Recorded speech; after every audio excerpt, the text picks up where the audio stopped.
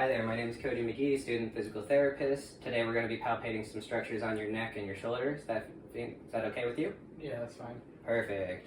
Alright, the first one we're going to be looking for is the C1 transverse process. So we're going to find his occiput here, occipital protuberance, and we're going to follow that along down the superior neutral line until we run down. And about the level there, it's going to drop off. And I'm going to find that first vertebrae I can feel in the middle there. And that's C2.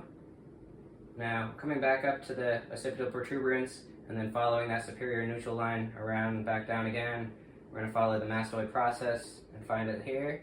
Now, a little bit anterior and inferior to that, it's going to be the C2 transverse process. And coming back up a little bit to that mastoid process, we can take a look at the scalenes. So the scalenes run down in between the traps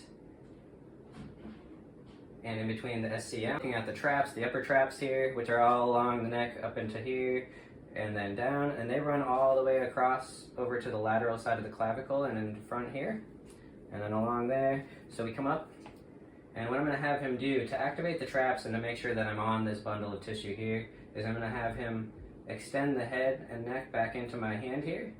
Yep, perfect, pushing it into it, and I can feel those fibers of the traps there. Relax. We want to find the acromioclavicular joint, so what we're going to do is locate the spine of the scapula here.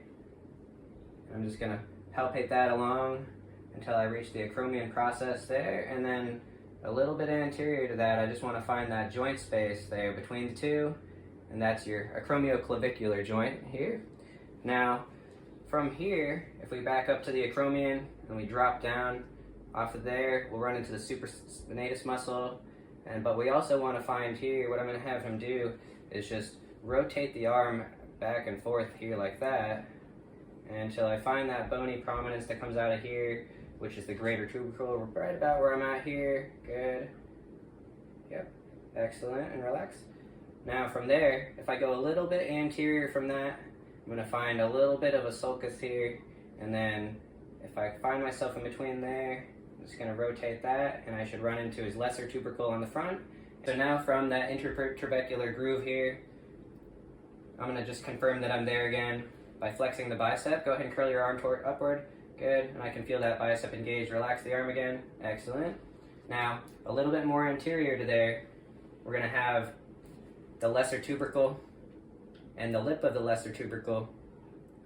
Just past that, along the lip of the groove, is going to be the teres major muscle. So with the elbow bent to the 90 there, I just want you to rotate your arm inward. Go ahead. Good, and I can feel that muscle engage and relax. Excellent. Next we're going to be finding his serratus anterior, so I'm going to have you flex that arm to about 90 degrees for me. Hold it about there. And then what we're going to do is just feeling along from here. The serratus anterior runs from that medial border of the scapula and then runs down the rib cage here, responsible for protraction.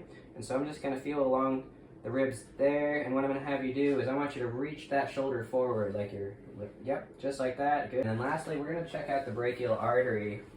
And so what I'm going to have you do here is we want to locate that bicep first up in the arm there, and we want to find the space in between the bicep and the tricep, which is the neurovascular bundle. And so what I'm going to have you do here is I want you to flex your bicep again. Go ahead and flex that bicep, and I just want to find the space in between the bicep and the tricep there, and I can find that pulse